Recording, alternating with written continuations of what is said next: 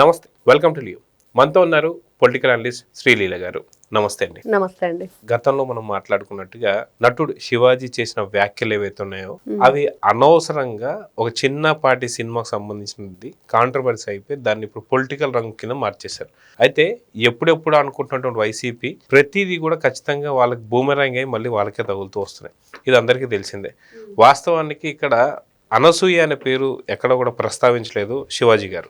అదే విధంగా తీసుకుంటే మాట్లాడిన మాటల్లో 2 పదాలు తప్పుగా మాట్లాడిన దాన్ని క్షమించండి అని చెప్పి ఎక్కడ ఏవి అవ్వకముందే ఆయన రియాక్ట్ అయిపోయాడు. సో వాస్తవానికి ఏంటంటే చాలా మంది చాలా రకాల తప్పులు చేస్తున్నా సరే క్షమాపణ అడగని వాళ్ళు చాలా మంది ఉన్నారు. అయినా సరే క్షమాపణ అడిగిన తర్వాత కూడా దీన్ని పొలిటికల్ టర్న్ తీసుకొని ఎంతో దీన్ని వైరల్ చేస్తూ వస్తున్నారు. కానీ వాస్తవానికి శివాజీ గారికి చాలా పెద్ద ఎత్తున మద్దతు దొరుకుతుంది. అదే విషయంలో ఏదైతే నా అన్వేషణ అని చెప్పేసి అంటూ ఒక యూట్యూబర్ ఎవరైతే ఉన్నాడో ఆయన కూడా పెయిడ్ బ్యాచ్ లా తయారయ్యి ఎవరి దగ్గర డబ్బులు తీసుకున్నాడో తెలియదు, కానీ ఇప్పుడు హిందూ దేవతల పైన కూడా చాలా అసలుకి వినకూడని మాటలు మాట్లాడుతున్నాడు.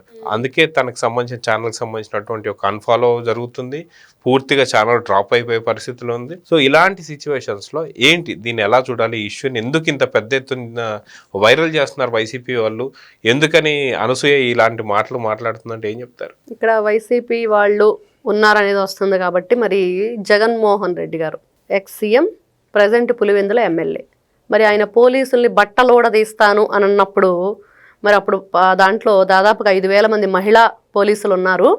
మరి వాళ్ళను కూడా మీరు అదే ఉద్దేశంతో మాట్లాడారా అన్నప్పుడు మరి ఆయన్ని ఉద్యోగ సంఘాలు ఏదైతే పోలీసు ఉద్యోగ సంఘాలకు సంబంధించిన కొంతమంది ప్రెస్ మీట్ పెట్టి క్షమాపణ చెప్పాలి అని అడిగారు. మరి దాని గురించి ఎందుకు వదిలేశారు? మరి క్షమాపణ చెప్పమని ఎందుకు పట్టుబట్టలేదు? ఎందుకు గట్టిగా దాని గురించి వాదించలేదు? ఎందుకు జగన్మోహన్ రెడ్డి గారి మీద కేసు ఫైల్ చేయలేదు? ఎందుకు మరి మహిళా కమిషనర్ ఎవరైనా సరే ఆ రోజున ఎందుకు పిలిపించలేదు? అంటే ఒక్కొరికి ఒక్కో న్యాయమా? డైరెక్ట్ గా శాంతి భద్రతలను కాపాడే పోలీసులనే బెదిరిస్తున్నాడు జగన్మోహన్ రెడ్డి గారు. రిటైర్డ్ అయినా వదిలిపెట్టినంటాడు, సప్త సముద్రాల అవతరణ లాక్కొస్తానంటాడు, బట్టలు ఓడదీస్తానంటాడు. మరి ఇలాంటి ఫాంటసీతో వీళ్ళు మాట్లాడుతుంటే మరి ఏం చేయాలి?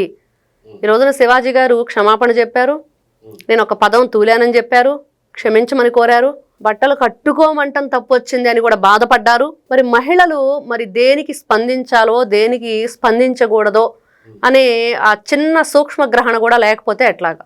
మహిళలు చాలా ప్రతి ఒక్కటి గ్రహించగల శక్తి ఉంది, దేన్నైనా కంట్రోల్ చేయగలిగే శక్తి ఉంది. దేన్నైనా వాళ్ళు ఒక ఇదిగా తీసుకున్నారంటే ఖచ్చితంగా దాన్ని సాధిస్తారు అనేది ఉంది. మరి ఈ రోజున ఇది అసలు ఎటువైపుకి వెళుతుంది? చిలికి చిలికి గాలివాన్ చేసినట్లుగా ఈ పచ్చ కామెర్లాడ కళ్ళకి లోకమంతా పచ్చగానే కనిపిస్తుంది అన్నట్లుగా అతను నా అన్వేషణ అనే సంబంధించిన వ్యక్తి. అయితే ఇదే విషయంలో ఆంధ్ర ప్రజలు ఇంకొక మాట కూడా అడుగుతున్నారు. నిన్నగాక మొన్న జగన్మోహన్ రెడ్డి పుట్టినరోజు చేసుకున్న సందర్భంలో ఒక గర్భిణీ స్త్రీని వైసీపీ కరుడుగట్టిన కార్యకర్త ఏదైతే టపాకాయలు కొంచెం దూరం వెళ్ళి పేల్చుకోండి అన్నందుకు కాలుతో తనితే పిండానికి సరైనటువంటి కదలికలు లేవని చెప్పేసి డాక్టర్లు కూడా చెప్పారు సంగతి తెలిసి. ఈ విషయం తెలిసిన తర్వాత కూడా జగన్మోహన్ రెడ్డి వచ్చేసి క్షమాపణ చెప్పాల. అదేవిధంగా పొట్టేళ్ళని నడి రోడ్లో నరికి రక్తాన్ని ఫోటోల పైన చిందించడం కూడా చూసాం మనం. దీని గురించి కూడా వివరణ ఇవ్వలేదు. సో ఇలాంటి వాటి అన్నిటికీ కూడా జగన్మోహన్ రెడ్డి వివరణ ఇవ్వకుండా ఇంత చిన్న విషయంలో మహిళా కమిషన్ చైర్మన్ పిలిపించడం కావచ్చు, లేదంటే నాన్ వేసిన ఇలాంటి సీతమ్మ గారి గురించి కూడా మాట్లాడిన మాటలు కావచ్చు, ఏంటి ఎలా చూడాలంటారు? అంటే ఇక్కడ ఒకటేనండి, వీళ్ళు ఆచరించకపోగా మన సంస్కృతిని, మన సంప్రదాయాల్ని, మన హిందూ దేవతలను కూడా చివరికి భ్రష్టు పట్టించే కార్యక్రమం పెట్టుకున్నారు.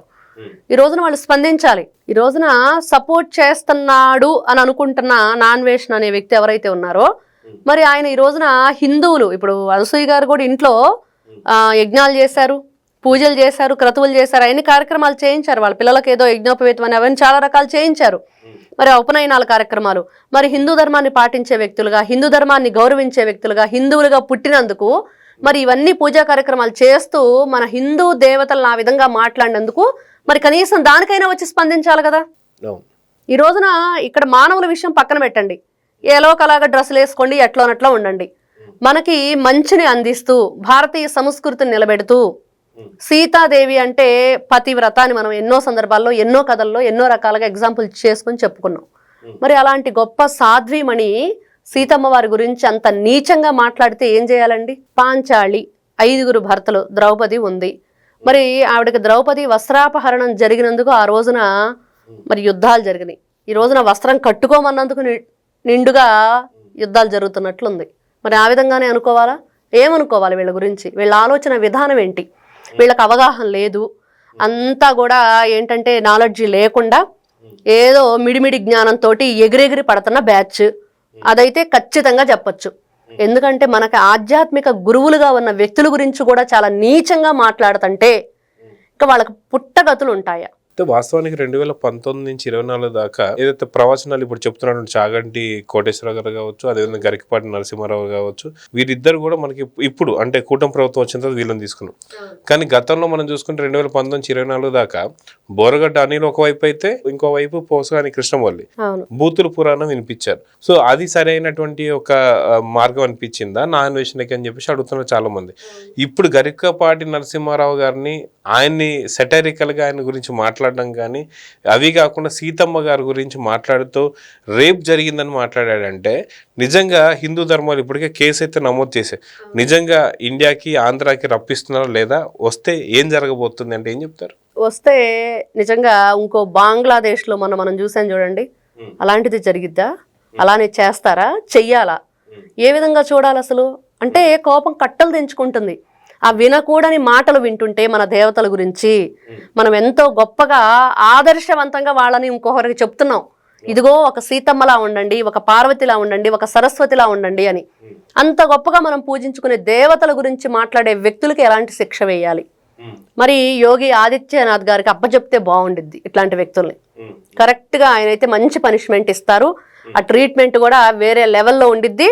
ఇట్లాంటి వ్యక్తులకు వాళ్లే కరెక్ట్ అనేది మాత్రం వాస్తవం. అయితే జగన్మోహన్ రెడ్డితో పాటు మిగతా వైసీపీ బ్యాచ్ అందరూ కూడా ఎక్కడ కూడా నాన్ వేష్ మాట్లాడింది తప్పని కానీ లేదా ఇలాంటి ఏవి చెప్పడంలా, అంటే వాళ్ళు సమర్థిస్తూ వస్తున్నారు. అది కాకుండా గర్భిణీ స్త్రీని తనడం వల్ల తప్పేం లేదంటున్నారు.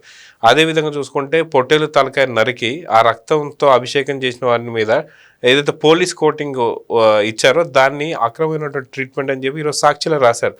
అంటే వాళ్ళ మైండ్ సెట్ మారడం లేదు కాబట్టి హిందువుల మనోభావాలు కూడా ఇప్పటికే టీటీడీకి సంబంధించి కల్తీని కావచ్చు, పరకామని కావచ్చు, వీటన్నిటి దెబ్బతీశారు. ఇప్పుడు సీతమ్మ వారికి సంబంధించిన జరిగిన దాని గురించి నాన్ వేషన్ మాట్లాడిన దాని గురించి ఇప్పుడు స్పందించలేదు అంటే ఇక్కడ రామాయణం గురించి, రాముల వారి గురించి, సీతమ్మ వారి గురించి కూడా వీళ్ళు అదే విధంగా ఏమంటారు వాళ్ళ మనస్తత్వం అన్నట్టు తెలుస్తుంది. సో ఇప్పుడు ఏం జరగాలంటే ఏం చెప్తారు? ఇక్కడ ఒకటేనండి, వీళ్ళకి ఏ విధమైన ఆ లోటుపాట్లు కనిపించట్లేదు. రాష్ట్ర ప్రభుత్వంలో ఏ విధంగానైనా సరే ఒక లేని దాన్ని సృష్టించాలి, అలజడి చేయాలి, ఏదో ఒక వివాదాన్ని తీసుకొచ్చి పెట్టాలి, ఏ విధంగానైనా గందరగోళాన్ని సృష్టించాలి. ఈ రోజున భగవంతుని దేవాలయాల మీద, పురాతన దేవాలయాల మీద బూతు బొమ్మలు నేను చెప్తున్న నికృష్టుల్ని ఏం చేయాలి? నీ పుట్టుకేంటి? నువ్వెలా పుట్టావు? మన లైఫ్ ఏంటి? మన లైఫ్ స్టైల్ ఏంటి? మనం ఏ విధంగా బ్రతుకుతున్నాము అంటే ఆ పచ్చ కామెరలతో చూడటం ఎందుకు? నువ్వు మంచిగా చూడు దాన్ని. నీ పుట్టుకో అర్థం పరమార్థం. మనం పుట్టినందుకు ఏంటి, ఏం సాధించాం, 10 మందికి ఏ విధంగా ఉపయోగపడ్డాం. అన్నం తింటున్నాం కదా ముప్పూట్లా, మరి అన్నం తినేటప్పుడు అన్నం తినే మాటలే మాట్లాడాలి కదా. గడ్డి తినే మాటలు మాట్లాడితే ఎలా ఉండిద్ది? చక్కగా పశువు గడ్డి తిని పాలిస్తుంది, మరి నువ్వు సృష్టిగా భోంచేసి ఏం చేస్తున్నావు? మరి ఇట్లాంటి నీచమైన భాషని విసర్జిస్తున్నావు. ఏం చెప్పాలి ఇట్లాంటి వ్యక్తులకి? అంటే వీళ్ళు అసలు ఎంత దారుణంగా తయారయ్యారంటే ఖచ్చితంగా ఖండించాలి ఇట్లాంటి వ్యక్తుల్ని, మాటల్ని. వెంటనే వాళ్ళ మీద చర్యలు తీసుకోవాలి.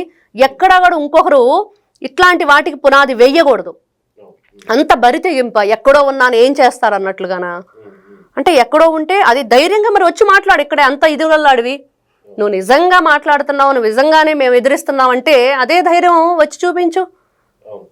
అలా లేకుండా మహిళల పట్ల, మన గురువుల పట్ల ఈ ప్రవర్తన అనేది వినాశకాలే, విపరీత బుద్ధి, ఇది నిదర్శనంగా కనిపిస్తుంది. సో చూద్దామండి, మొత్తానికి ఇలాంటి నాన్ వేసిన అనే వాళ్ళు ఎవరైతే ఉన్నారో సీతమ్మ గారి గురించి మాట్లాడినట్టు తప్పుడు మాటలు ఏవైతే ఉన్నాయో వీటిని సమర్థిస్తున్న వైసీపీ నేతలు ఎవరైతే ఉన్నారో గర్భిణీ శ్రేణి కూడా తన్ని వాళ్ళు మా పార్టీ కాదని చెప్పడం కావచ్చు, ఇవన్నీ కూడా చూస్తూ వస్తున్నాం.